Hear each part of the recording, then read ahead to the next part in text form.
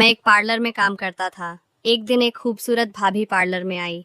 मैं उसे देखकर होश खो बैठा। मैं उसकी मालिश करते करते मेरा नाम अरविंद है और मैं रायनगर का रहने वाला हूँ। मेरी एक लेडीज ब्यूटी पार्लर की दुकान है। मैं देखने में काफ़ी हद तक जिम जान के कारण मेरी बॉडी काफ़ी एक्टिव है। फीमेल पार्लर होने के कारण मेरे शॉप में हर रोज़ काफ़ी खूबसूरत जवान लड़कियां और औरतें आती रहती हैं। ये बात 2 महीने पहले की है। शाम का वक्त था। मैं अपने पार्लर में काम कर रहा था। तभी एक लेडी आई। उसकी उम्र 22 साल होगी और शादीशुदा थी। वह देखने में बहुत ही खूबसूरत थी। उसके फिगर अपनी ओर आकर्षित कर रहा था। उसे देखकर थोड़ी देर के लिए मेरा मन डोल सा गया था। उसके अंदर आते ही मैंने पूछा कि भाभी बताइए क्या करवाना है। वह बोली, जी मुझे फेशियल करवानी है रजिस्टर एंट्री के लिए। मैंने उनसे उनका नाम पूछा। उसने अपना नाम मधु बताया। मैंने कहा, ठीक है मधु भाभी, आप उस कुर्सी पर बैठ जाइए। मैंने कहा, भाभी जी आप रिलैक्स हो जाइए। मधु भाभी कुर्सी पर रिलैक्स होकर बैठ गई। मैंने पूछा, मधु भाभी आपको कैसा फेशियल करवाना है। मधु भाभी बोली, फुल फेशियल कर दीजिए। मैंने कहा, ठीक है भाभी जी। फिर मैं कुर्सी से पीछे गया और फेशियल करने लगा। कुछ देर बाद उसकी आईब्रो बनाने के लिए आगे आया। आईब्रो बनाने के दौरान मेरा हाथ कई बार उसकी बॉडी से टच हो जाता था। वह मुझे देखकर मुस्कुरा देती थी। लगभग 50 मिनट के बाद भाभी का फूल फेशियल हो गया। उसने मुझे रुपए दिए और जाने लगी। फिर अचानक उसे कुछ याद आया और मुझसे कहा, आपका नाम क्या है। मैंने कहा, भाभी मेरा नाम अरविंद है। फिर वह बोली, अपना नंबर दे दीजिए, मुझे अगर कोई ज़रूरत होगी तो बात कर सकती हूँ। मैं मधु भाभी को अपना नंबर दे दिया। 7 दिन बाद रात के करीब 7:30 बजे मुझे कॉल आया। मैंने फ़ोन के स्क्रीन पर देखा तो पाया कि यह कॉल तो वही मधु भाभी का था। मैंने सोचा, इतनी रात को कॉल करने का क्या कारण हो सकता है। फिर भी मैंने फ़ोन पिक कर लिया। उधर से मधु भाभी बोली, अरविंद आप कहाँ हो। अभी मैं बोला, घर पर हूँ।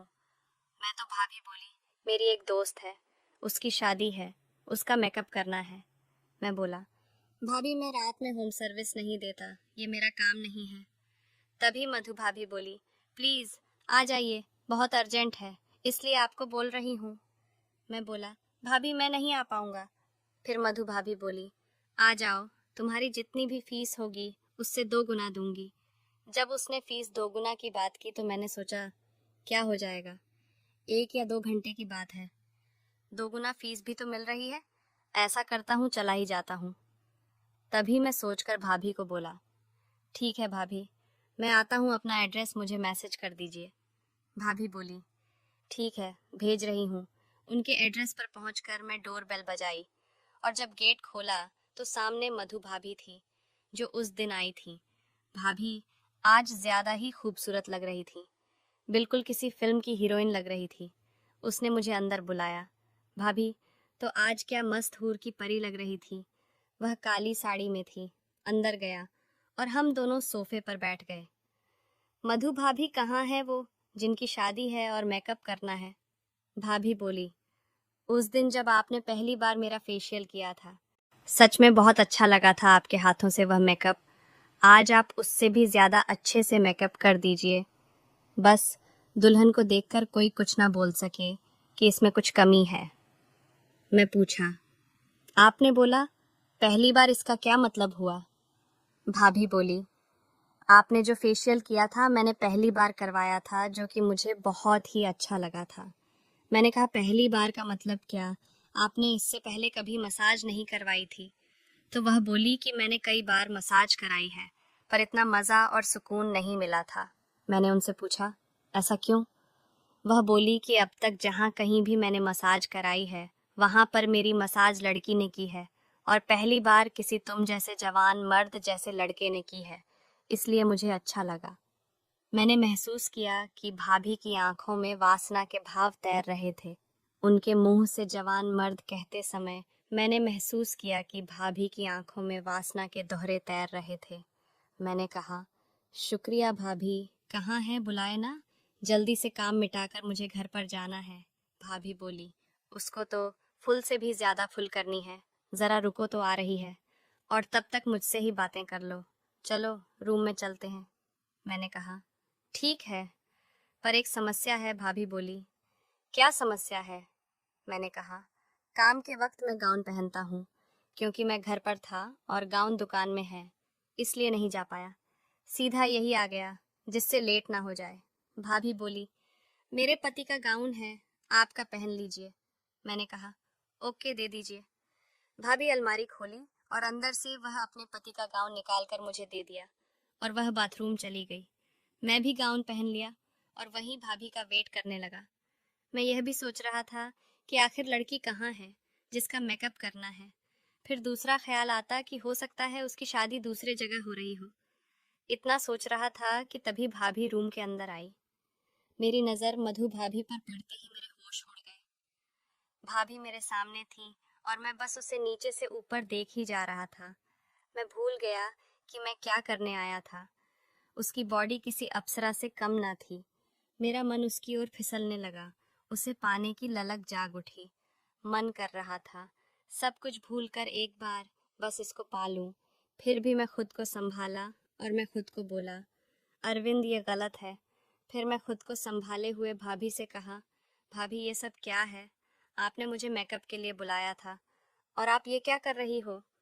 मधु भाभी बोली, अरविंद, मुझे पहली नज़र में तुमसे प्यार हो गया था। मैं तुमको चाहने लगी हूँ, तुमको पाना चाहती हूँ। यह बात तुमको फ़ोन पर भी बोल सकती थी, पर हिम्मत नहीं हुई। तब मैंने सोचा कि तुमको किसी बहाने से अपने घर पर ही बुला लूं। इसीलिए मुझे यह सब करना पड़ा। अगर तुमको बुरा लगा हो तो मुझे माफ़ कर दो। तभी मैंने कहा, भाभी, आप शादीशुदा हो। आप जो करने जा रही हो यह गलत है, और पाप भी मैं मानता हूँ कि आप दिखने में बहुत ही खूबसूरत हो। पर मेरे भी कुछ कायदे हैं जिसे मैं कभी भी तोड़ नहीं सकता। इसलिए भाभी, मैं यह सब नहीं कर सकता। यह सब गलत है। फिर भाभी बोली, अरविंद, मेरे पति अक्सर बाहर ही रहते हैं। मेरी भी कुछ ख्वाहिश होती है जिसे पति के सिवा और कोई पूरा नहीं कर सकता।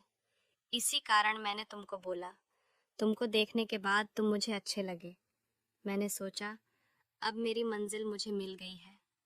मैंने भाभी से कहा, भाभी, यह सच है कि मैं भी आपसे प्यार करता हूँ। आप जो चाहती हैं मैं भी चाहता हूँ, लेकिन इस तरह किसी को धोखा देकर करना गलत है। अगर कोई जान जाएगा, इससे आपकी भी बदनामी होगी, और मेरी भी यह बात आप खुद समझ सकती हैं। मधु भाभी रोने लगी और बोली, तुम ही बताओ कि मैं क्या करूं। मैं जानती हूं कि यह बात तुमसे नहीं करना चाहिए, पर मैं बस तुमको ही अपना मानती हूं। मुझे समझने की कोशिश करो। और फिर मैंने बोला, भाभी, मैं समझ सकता हूँ आपकी हालत अभी क्या है, लेकिन आप ही बताओ कि किसी को धोखा देकर खुद को खुश करना, यह कहाँ का इंसाफ है? हाँ, यह बात अलग होती है। अगर आप शादीशुदा ना होती तब यह सब संभव था, मगर अभी के हालात में यह सब संभव नहीं है। मुझे माफ़ कीजिए मधु भाभी, मैं यह सब किसी भी कीमत पर नहीं कर सकता। फिर मैं अपने कपड़े को चेंज किया और वहाँ से अपने घर की ओर रवाना हो गया। भाभी मुझे एकटक देखती रह गई। अपने घर आने के बाद मुझे सारी रात नींद नहीं आई। मेरे मन बस भाभी के बारे में सोचता रहा। फिर करीब 3 बजे मेरी आंख लग गई और मैं सो गया। सुबह 7वां अलार्म बजने पर मैं उठा और हर रोज की तरह अपने काम में व्यस्त हो गया। धीरे धीरे उस बात को बीते हुए 2 महीना हो गया, पर मधु भाभी मेरे पार्लर पर उसके बाद नहीं आई थी। फिर अचानक एक शाम के 6-7 बजे का वक्त था। मैं अपनी दुकान बंद करके ताला लगा रहा था। अचानक मुझे महसूस हुआ कि मेरे पीछे कोई खड़ा है। मैं झट से पीछे मुड़ा तो देखा मेरे सामने मधु भाभी अपने एक हाथ में चुपके से खड़ी है। मेरी नज़र उस पर पड़ते ही वो मेरे गले से लग गए। तभी मुझे कुछ समझ में नहीं आ रहा था। मैंने भाभी से पूछा, भाभी, क्या बात है? इतनी रात गए आप यहाँ क्या कर रही हो? मधु भाभी बोली, मैं तुमसे शादी करना चाहती हूँ। अब मैं तुम्हारे बिना नहीं जी सकती। मेरे पति का एक कार एक्सीडेंट में देहांत हो चुका है। तुम्हारे जाने की 10 दिन बाद जब वह ऑफिस ट्रिप से घर आ रहे थे तो रास्ते में ही उसका एक ट्रक के साथ एक्सीडेंट हो गया। अब मैं बिल्कुल अकेली हो गई हूँ। अब मेरा तुम्हारे सिवा कोई नहीं है। क्या तुम मुझसे शादी करोगे? इतना कहकर वह फूट फूट कर रो पड़ी। मैं भी उसे सांत्वना देने लगा। उसकी पीठ खुद थपथपा रहा था। उसकी बातों को सुनकर मुझे भी बहुत दुख हुआ। आखिर मैं भी तो इंसान ही हूँ। उसने मेरी आंखों में देखा और एक आस भरी नजरों से मेरी तरफ देखने लगी। उसकी आंखों में मुझे निस्वार्थ प्रेम नजर आ रहा था। मैं भी उसको बहुत प्यार करता था, पर वह शादीशुदा है। ये सोचकर मैं पीछे हट गया था। पर अब तो वह भी अकेली है, और मैं भी यही सोचकर मैं हाँ में सिर हिलाया और उसे गले लगा लिया। फिर थोड़े दिन बाद हम दोनों ने जाकर शादी कर ली और खुशी खुशी रहने लगी। आज भी हम दोनों एक दूसरे के साथ बहुत ही प्यार से रह रहे हैं।